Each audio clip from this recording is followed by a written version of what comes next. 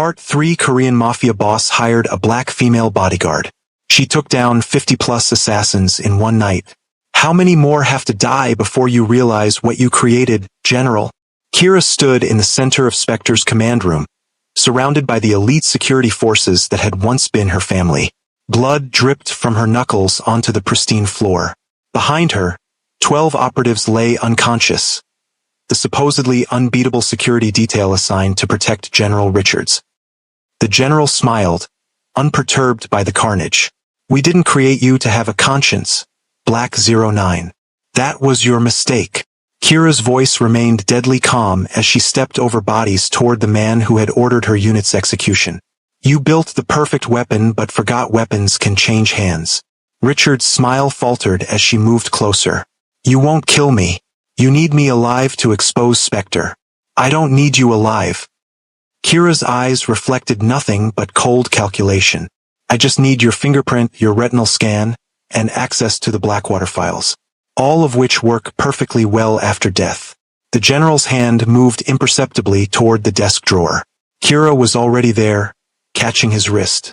Those 12 men had families, she whispered, inches from his face.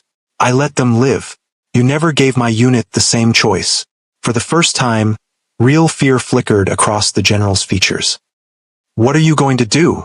Kira's smile was the most terrifying thing he had ever seen. Exactly what you trained me to do. If you think revenge is just about killing, you've never seen true justice delivered by someone who understands the full value of making enemies live with their failures. Hit subscribe right now to witness how the perfect weapon dismantles the system that created her, and what happens when a lone warrior finally finds something worth living for. The journey to this moment had begun 46 minutes earlier, when Kira had slipped back into the Korean embassy annex. Not through any of the expected entry points. Not through the service corridors or loading docks. She went through the front door. In the chaos following Micha's extraction, Spectre had established checkpoints at all exits. Guards checking everyone leaving. No one was paying attention to someone walking in. Especially someone wearing the stolen uniform of an embassy administrative assistant, head down, badge prominently displayed. Invisibility through visibility. The oldest trick in espionage. Kira moved through the building's public areas with practiced indifference. Just another staff member responding to the emergency. Her destination wasn't the third floor where Micha had been held. That had been a temporary holding cell. The real Spectre command center would be deeper, more secure. Probably underground. She found it by following the right people. Not the visible security. They were just muscle. She watched for the ones who moved with purpose during crisis. The ones checking secure devices. The ones whose body language screamed authority without needing to display it. One such man caught her attention. Mid-50s. Military bearing disguised beneath diplomatic credentials. He took an elevator that required special access. Kira waited 30 seconds, then approached the same elevator. The biometric scanner was military grade. Impossible to hack quickly, but Kira hadn't come unprepared. From her pocket, she removed what looked like a makeup compact. Inside was a synthetic fingerprint film copied from Commander Cole during his captivity in Seoul. The elevator accepted it without hesitation. Doors closed. Descent began. What waited below was exactly what she had expected, and precisely what she had come for. Spectre's Washington Command Center occupied a subterranean level beneath the embassy annex. Diplomatic territory. Outside American jurisdiction. The perfect location for an organization that officially didn't exist. 27 operatives. For analysts, 3 senior commanders. And at the center, General Marcus Richards. The man who had given the order to eliminate her entire unit 3 years ago. The architect of Operation Black River.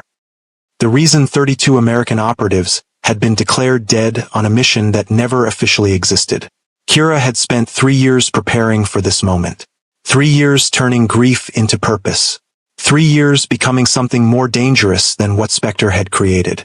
The first 9 operatives never saw her coming. Precision strikes to pressure points. No wasted movement. No unnecessary force. Just the mechanical efficiency that had made Black 0 Division legendary. The command center's alarm triggered at Operative 10. Red lights. Klaxons. Security doors initiating lockdown protocols. Too late. Kira was already inside the inner perimeter, already moving toward the glass-walled office where General Richards watched with growing concern, already counting her targets with the same detached precision she displayed in Seoul. 10, 11, 12. The special security detail moved to intercept. Elite operators. Specialized training. The best Spectre had to offer. 13, 14, 15. They tried to flank her. Standard protocol against a superior opponent. Create overlapping fields of attack. Force defensive postures that would eventually create openings. It might have worked against anyone else. 16 through 22 went down in a sequence so fluid, so perfectly executed that the remaining operatives hesitated. Just for a moment. Long enough for Kira to close distance. 23, 24, 25. The last two operatives were smarter than their colleagues. They established distance, created space for ranged options. Kira didn't give them the chance. She used a desk as a launching point, clearing the distance with a precision that defied normal human limitations. Their training told them to separate, to divide her attention. Their training was wrong. 26, 27. The analysts surrendered immediately, hands raised, no resistance offered. They were intelligence personnel, not combat operatives. They recognized the difference between courage and suicide. The three commanders were different. They had risen through Spectre's ranks, had once been operators themselves, had personally terminated targets deemed threats to national security. They engaged simultaneously, coordinated attack patterns, experience compensating for age, strategy replacing raw speed. Kira dismantled their coordination first, isolated the weakest, neutralized the strongest, created panic in the third, 30, 31, 32, which left only General Richards, watching through glass walls as his entire command structure collapsed in less than 4 minutes. He didn't run, didn't call for help, simply sat behind his desk, waiting as Kira approached. Behind her, 32 of Spectre's elite security forces lay incapacitated. Not dead, unconscious, restrained, alive to witness what came next. Impressive demonstration, Richards said when she entered his office. But pointless. You've simply proven what we always knew, that you were our finest creation. Kira's expression remained unchanged. I'm not here for validation. No? Then what? Revenge. His smile was condescending. That's beneath your programming, 9. My name, she said quietly, is Kira Stone. The conversation that followed, that brought them to this moment of recognition and fear, had revealed everything. How Operation Black River had been compromised from the beginning. How Kira's unit had discovered evidence of Spectre operations that violated American law and international treaties. How Richards had personally ordered their elimination to protect political careers and Pentagon budgets. How the perfect weapon had been pointed at her own people. Now, with Richards' wrist in her grasp and terror finally showing in his eyes, Kira made her choice. I'm not going to kill you, she said, releasing him suddenly. That would be mercy you don't deserve. Before he could respond, she placed a device on his desk. Small, unassuming, military grade. Do you know what this is?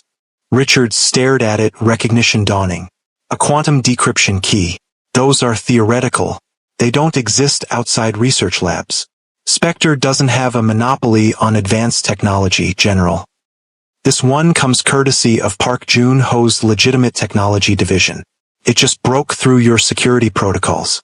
As she spoke, screens throughout the command center changed. Files opening. Encryption falling. Spectre's most closely guarded secrets displayed for all to see.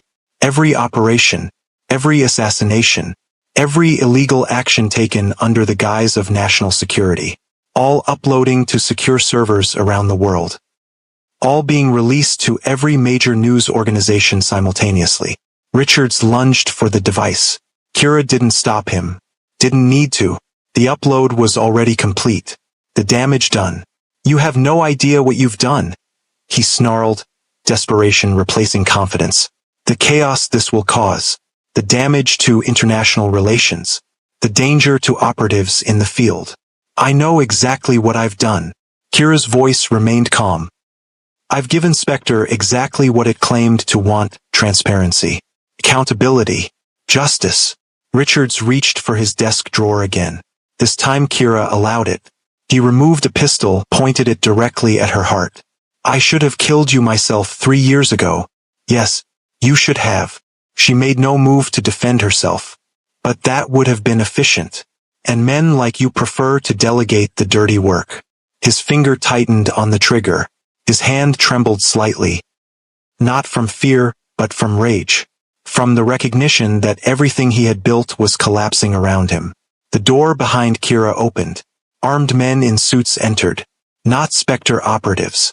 FBI, Homeland Security, the oversight committees that Spectre had evaded for decades. General Marcus Richards, the lead agent, announced, "You're under arrest for treason against the United States, violation of international law, and the illegal operation of a covert assassination program without congressional oversight." Richards' eyes never left Kira's. They'll bury this. They always do. Too many powerful people implicated. Too much at stake. Not this time. Kira nodded toward the screens where files continued to cascade. The encryption key didn't just access your files. It accessed your offshore accounts. The ones holding blackmail material on politicians. The ones containing evidence of who authorized what. All of it releasing simultaneously to multiple sources. For the first time, genuine defeat registered on the general's face. You've destroyed everything. No. Kira finally allowed herself the smallest of smiles. I've simply ensured that weapons like me can never be created again. The FBI agents moved forward, securing Richards, reading him his rights. Around them, the Spectre command center continued to disgorge its secrets. Decades of covert operations exposed to light. Kira stepped back, watching as the organization that had created her, trained her, betrayed her, and hunted her finally collapsed under the weight of its own secrets. One of the agents approached her cautiously. "Miss Stone, we have some questions about your involvement." "I have diplomatic immunity." She produced credentials bearing the seal of JH Global Industries, now recognized by the Korean government as an official trade representative. Any questions should be directed through appropriate channels. The agent looked skeptical but didn't argue. Even as Spectre fell, the rules of international diplomacy remained. Kira took one last look at General Richards as agents led him away. No satisfaction. No pleasure in his downfall. Just the quiet certainty that justice, delayed by 3 years, had finally arrived. Her phone vibrated. A secure message from Jun Ho. "Micha secure. Tracker neutralized. Are you?" 3 simple words that contained more than they appeared. Not just asking about her physical safety. Asking if she had found what she came for. If the mission was complete. If the ghosts were finally laid to rest. She typed a response equally simple. "Mission complete. Coming home. Home." A word she hadn't used in years. Hadn't allowed herself to contemplate. Home implied safety. Permanence. Things a weapon wasn't designed to have. As she navigated through the chaos of the falling command center, past federal agents securing evidence and dazed Spectre personnel being detained, Kira felt something unfamiliar settling within her. Not closure, the damage was too deep for that. But perhaps the beginning of something new. The elevator carried her upward, away from the underground facility that represented everything she had been fighting against. In her pocket, a second device contained copies of all Spectre files related to Black Zero Division. Her unit, her friends, the truth about their deaths and the lies told to cover them up. The embassy above was in chaos. Diplomatic personnel trying to distance themselves from the Spectre operation beneath their feet. Security forces uncertain whose orders to follow. Perfect conditions for an unnoticed exit. Kira moved through the confusion like a ghost. Identity changing with each security checkpoint. Embassy staff, FBI consultant, diplomatic liaison. Whatever role gained her passage without question. Outside, Washington, D.C. continued its evening routine. Government workers heading home. Tourists photographing monuments. No one aware that beneath an unassuming embassy annex, one of the most powerful covert organizations in history had just collapsed. The extraction vehicle waited 3 blocks away. Inside, Not Jun-ho's security team as expected, but Min-soo Kim, Jun-ho's cousin, the man who had betrayed them to the NIS. Kira's body tensed instantly, prepared for threat. "Before you neutralize me," Kim said quickly, "Jun-ho sent me himself, as a gesture of trust." She didn't relax. "Why would he trust you after your betrayal?" "Because I explained everything." Kim's expression was pained. "The NIS had my family, my children. They threatened them if I didn't cooperate." Kira studied him carefully, looking for deception. Found none. "Jun-ho understands family pressure better than most," Kim continued. "He's giving me a chance to redeem myself by bringing you safely to the airfield." Still cautious, Kira entered the vehicle, positioned to neutralize Kim if necessary. "Where are Jun-ho and Micha?" "Already airborne, heading to a secure location in Japan. You'll rendezvous there." Kim started the engine. "The tracker in Micha has been removed and disposed of. Spectre's monitoring network is in disarray with the command center compromised." Kira said nothing, processing the information, evaluating risks, planning contingencies. "He was confident you would succeed," Kim added after several minutes of silence. "Even when the NIS said it was impossible to penetrate Spectre's headquarters, Jun-ho never doubted." Something shifted in Kira's expression. Subtle, almost imperceptible, but there. "What happens now?" Kim asked as they approached the private airfield. "With Spectre exposed, with the files released?" Kira watched the approaching lights of the runway. A sleek corporate jet waited, engines already running. "Chaos," she said simply.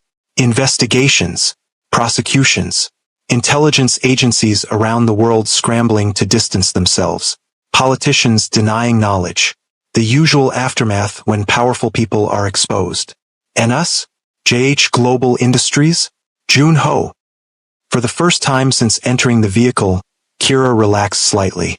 "That depends on what Jun-ho wants. The legitimate business is untouched. His criminal past is buried in Spectre's files, but without context, without evidence." The car stopped beside the waiting jet. Kira moved to exit, then paused, turning back to Kim. "Tell me something. The truth. Why did you really betray him? Was it just your family, or something more?" Kim's hands tightened on the steering wheel. "You've seen what he's become since meeting you, how he's changed. The Iron Dragon was feared but predictable. This new Jun-ho moving between worlds, building something different. It frightens people. Powerful people. People like the NIS. Like everyone who benefited from the old arrangement." Kim's eyes met hers. "Change is always feared most by those with the most to lose." Kira nodded once, understanding completely. "Thank you for your honesty." As she climbed the steps to the jet, Kim called after her. "What will you do now? With Spectre gone, with your mission complete?" She paused at the cabin door, considering the question. 3 years of her life dedicated to a single purpose. 3 years defined by vengeance, by the need for justice, by the ghosts of her unit demanding recognition. And now? "I don't know," she admitted. "I haven't thought beyond this day." The confession felt strange, uncomfortable. Weapons didn't have futures, didn't have choices, didn't have blank pages waiting to be filled. The jet door closed behind her. Engines accelerated. Washington, D.C. fell away beneath her. 6,000 miles and 14 hours separated her from Jun-ho and Micha. From whatever came next. For the first time in 3 years, Kira Stone slept without nightmares. If you believe the hardest battle isn't defeating your enemies but figuring out who you are when the fight ends, hit that subscribe button right now. Comment below what you think awaits Kira when she reunites with Jun-ho, and whether someone trained only for war can ever truly find peace. The private terminal at Tokyo's Haneda Airport operated with quiet efficiency. No customs lines, no passport control, just discreet service for those wealthy enough to bypass normal procedures. Kira was the only passenger disembarking. 14 hours of solitude had given her time to process everything. The fall of Spectre. The exposure of decades of illegal operations. The arrest of the man who had ordered her unit's execution. Victory by any objective measure. Yet as she descended the aircraft steps into the humid Tokyo morning, she felt strangely hollow. Completion without satisfaction. Conclusion without closure. A black Lexus waited on the tarmac. The driver remained inside, engine running. Security protocol. Limit exposure. Maintain mobility. The back door opened as she approached. Jun-ho stepped out, impeccable in a tailored suit despite the early hour. His eyes scanned her for injuries, for signs of the battle she'd fought. Finding none visible, he simply nodded. It's done. It's done. Kira handed him a secure tablet. Everything, names, operations, financial networks, all public now. And Richards, in federal custody, along with 37 Spectre officers. More arrests happening globally as we speak. Jun-ho took a moment to process this. The culmination of 3 months of hunting. The organization that had targeted his family, that had kidnapped his daughter, dismantled in a single night. Get in, he said finally. Micha is waiting. The drive took them away from Tokyo's urban center, toward mountains shrouded in morning mist. A landscape of ancient temples and modern security. The perfect balance of tradition and protection. Your sister, Kira asked as skyscrapers gave way to forests. Released this morning. The NIS is distancing itself from Spectre as quickly as possible, claiming she was acting under orders to infiltrate and expose the organization. A ghost of a smile crossed his face. Politicians are remarkably adaptable when their own survival is at stake. And your cousin? Kim? Returning to Seoul. His family is safe. His debt to me is paid. Jun-ho glanced at her. You let him live, even knowing he betrayed us. He made a choice to protect his children. I understand that kind of choice. Something shifted in Jun-ho's expression. Not quite softening, but recognition. Acknowledgement that beneath her lethal efficiency lay understanding. Empathy. Humanity Spectre had tried and failed to program out of her. How is Micha? Kira changed the subject, uncomfortable with his scrutiny. Physically, unharmed. Mentally, he paused, searching for words. Stronger than I expected. Angry about being used. Curious about you. Me? She has questions. About how one person could dismantle an organization that governments couldn't touch. About the woman who saved her when professionals failed. The compound appeared through the trees. Traditional Japanese architecture with modern additions. Wood and stone harmonizing with glass and steel. High walls. Discreet security. A sanctuary designed to be both beautiful and impenetrable. Micha waited on the veranda. 17 years old but carrying herself with the poised dignity of someone older. Her resemblance to Jun-ho was striking. Same watchful eyes. Same controlled posture. Same ability to project calm while assessing everything. She bowed formally when Kira approached. Thank you for saving my life. Kira returned the bow, matching the girl's formality. You saved yourself by staying strong. By not giving them what they wanted, fear they could exploit. Micha studied her with undisguised curiosity. My father says you were like me once. That Spectre took you and made you into something else. Jun-ho tensed slightly, but Kira nodded. In some ways, they took my choices, tried to take my humanity. They failed. And that's why you helped us? Because you saw yourself in me? Partly. Kira glanced at Jun-ho, and partly because some debts can only be paid forward. They moved inside to a spacious room overlooking a traditional garden. Screens displayed news broadcasts from around the world. The same story on every channel. Spectre exposed. Government officials resigning. Intelligence directors called to testify. The biggest intelligence scandal in decades unfolding in real time. Your work, Jun-ho observed, gesturing toward the screens. Our work, Kira corrected. Your resources made it possible. Micha watched them both, eyes moving between her father and this enigmatic woman who had saved her, observing the unspoken communication, the shared purpose, the tentative trust that had developed between two people who trusted no one. What happens now? She asked finally. To us? To JH Global Industries. Jun-ho turned to Kira, the same question in his eyes.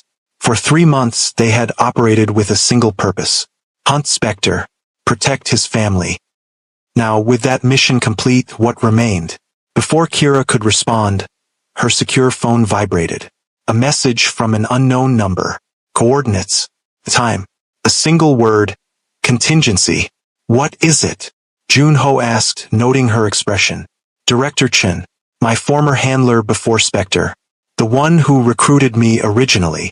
Kira's voice remained neutral, but tension showed in her posture.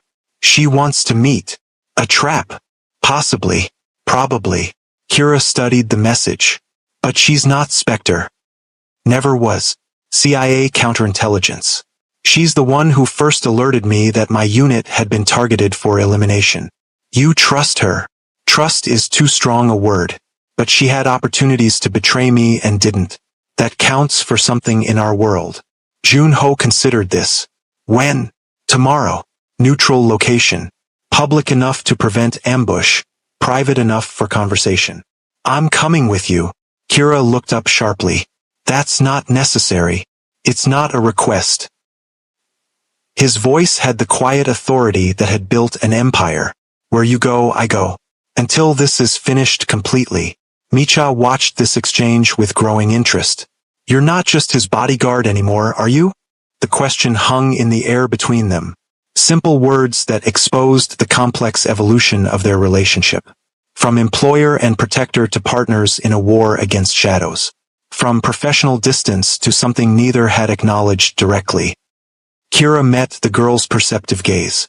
No, I'm not. Good. Micha smiled for the first time. He needs someone who understands the darkness. Who doesn't fear it. The meeting with Director Chun took place at a small tea house overlooking Tokyo Bay. Neutral ground. Multiple exits. Public enough to discourage violence. Private enough for honest conversation. Chun was older than Kira remembered. Silver threading through black hair. Lines around eyes that had seen too much. The weight of decades in intelligence work visible in her posture. You look well for someone who's supposed to be dead, Chun said by way of greeting. You look tired for someone who's supposed to be in control, Kira responded. Chun smiled thinly. Spectre's collapse has created ripples.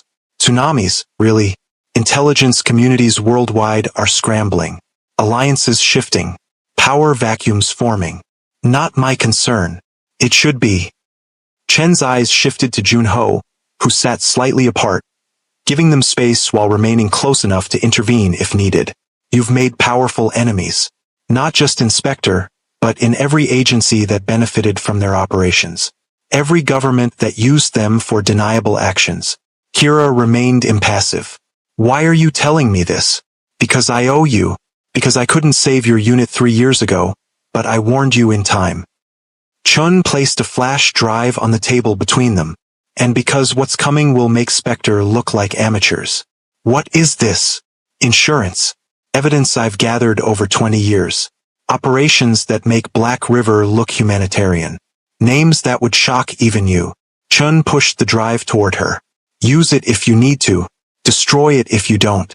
But know that the game never truly ends. The players just change. Kira didn't touch the drive. Why give this to me? Because you're the only one who's proven capable of actually using such information effectively. Chun stood to leave. And because retirement is looking increasingly appealing these days. After she was gone, Junho joined Kira at the table. What did she give you? A burden. Or a weapon. Depends on the perspective. Kira finally picked up the drive. And a warning that Spectre was just one head of a much larger Hydra. You believe her? Yes. Kira pocketed the drive. Organizations like Spectre don't exist in isolation. They're created to serve purposes. Those purposes don't disappear just because one tool is broken. Junho studied her face. This isn't over for you, is it? Is anything ever truly over? She met his gaze directly. You transformed from criminal to legitimate businessman, but the skills remain. The connections. The understanding of how power really works. And you? What transformation awaits the perfect weapon? The question was gentler than the words might suggest. Genuine curiosity rather than challenge. I don't know, she admitted. I've never been anything but this. That's not true. His hand moved toward hers, stopped just short of touching. I've seen glimpses of who you might have been. who you might still become. The moment stretched between them, fragile and significant. Two people accustomed to isolation, to maintaining distance, to trusting no one, standing at the edge of something neither had expected to find. Micha likes you, he said finally, breaking the tension. She's a remarkable young woman, strong, observant, adaptable. Like her father, he suggested with the ghost of a smile. Better than her father, Kira corrected, allowing herself the smallest answering smile. She has your strength without your darker tendencies. Our world needs both. The strength to build and the willingness to destroy what threatens what you've built. His eyes remained on hers. Few people understand that balance. The return to the compound brought news from Seoul. Agent Song, Jun-ho's sister, had been reinstated with the NIS. Her role in exposing Spectre now celebrated rather than condemned. Political survival at its most efficient. She wants to see you, Jun-ho told Kira as they reviewed security footage from the compound perimeter. Says she has information about former Spectre assets being recruited by other agencies. Do you trust her? She's my sister. It wasn't really an answer. Family is complicated. Everything is complicated, Kira responded. Except survival. That's simple. Is that all this is to you? Survival. The question caught her off guard. Not the words themselves, but the intensity behind them. The implication that there should be more. Could be more. Before she could answer, Micha entered the security room. The news is reporting that General Richards committed suicide in federal custody. Kira and Jun-ho exchanged glances. Neither believed it for a second. Convenient, Jun-ho observed. Expected, Kira corrected. Too many secrets. Too many powerful people implicated. Dead men tell no tales. Micha studied them both. But you have insurance, don't you? Something that prevents the same happening to you. Smart girl. Jun-ho looked at his daughter with undisguised pride. Yes, multiple layers of protection. Information stored securely with release protocols if anything happens to either of us. Kira raised an eyebrow at the either of us, but said nothing. The implication was clear. Their fates were now linked. Their security mutual. A partnership formed in combat, cemented by shared purpose. That evening, as Tokyo's lights glimmered in the distance beyond the compound walls, they gathered on the veranda. A rare moment of peace, of reflection. Three people bound by circumstance, by danger, by choices that had brought them to this unlikely sanctuary. I've been thinking, Micha said, breaking the comfortable silence, about what happens when we return to Seoul. Jun-ho looked at his daughter. What would you like to happen? I want to understand. All of it. The Iron Dragon Syndicate. JH Global Industries. The transformation you've made. Her gaze shifted to Kira. And I want to learn. Not to be a weapon, but to never be a victim again. Kira studied the girl carefully. Saw determination rather than trauma. Strength rather than fear. Something to nurture rather than worry about. I can teach you, she said finally. Not what Spectre taught me. Something better. How to protect yourself without losing yourself. Micha nodded, satisfaction in her eyes. And you'll stay? With us? In Seoul? The question wasn't just about location. It was about commitment. About future. About belonging somewhere to someone, after years of belonging nowhere to no one. Kira looked at Jun-ho, found him watching her with that same intensity. Waiting for her answer as much as Micha was. Yes, she said finally. I'll stay. The word felt strange. Unfamiliar. A choice rather than an order. A beginning rather than an end. Later, when Micha had retired to her room, Kira and Jun-ho stood alone overlooking the garden. Night birds called from ancient trees. Security personnel moved discreetly along the perimeter. The world continued beyond their temporary sanctuary. Did you mean it? He asked, voice quiet in the darkness. About staying? Yes. No hesitation this time. Spectre is finished, but Chun is right. Other threats will emerge. Your legitimate business makes powerful enemies just as your criminal enterprise did. Different enemies, but no less dangerous. So this is still professional? Protection? Security? Kira turned to face him fully. Is that all you wanted to be? The question hung between them. Direct. Unambiguous. A line crossed from which there was no retreat. Jun-ho studied her face in the moonlight. This woman who had saved his life multiple times. Who had rescued his daughter when professionals had failed. Who had dismantled one of the world's most powerful covert organizations through sheer will and terrifying competence. No, he said simply. That's not all I wanted to be. The admission changed everything. And nothing. They had been moving toward this moment for months. Since that night in Seoul when 53 assassins had failed to kill him because of her. I don't know how to be anything but what they made me, she admitted, vulnerability showing for the first time. Then we'll discover it together. His hand found hers in the darkness. One day at a time. The touch was simple, human, grounding. His fingers warm against hers. A connection more significant than words could express. Tomorrow they would return to Seoul. To JH Global Industries. To the complex world of legitimate business built on illegitimate foundations. To whatever new threats emerged from Spectre's collapse. But tonight, in this moment, two people who had learned to trust no one began to trust each other. A former Mafia boss who had ruled through fear. A former black ops specialist who had existed as a living weapon. Both transformed by circumstance, by choice, by the recognition that some battles couldn't be fought alone. One day at a time, Kira agreed, her fingers tightening around his. In her pocket, the flash drive from Director Chin waited. New secrets, new dangers, new battles to fight. But for now, for this moment, the perfect weapon allowed herself to imagine a future beyond combat. Beyond vengeance. Beyond the ghosts that had driven her for so long. It wasn't peace.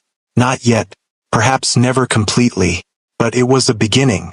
And for someone who had never expected to live this long, a beginning was enough.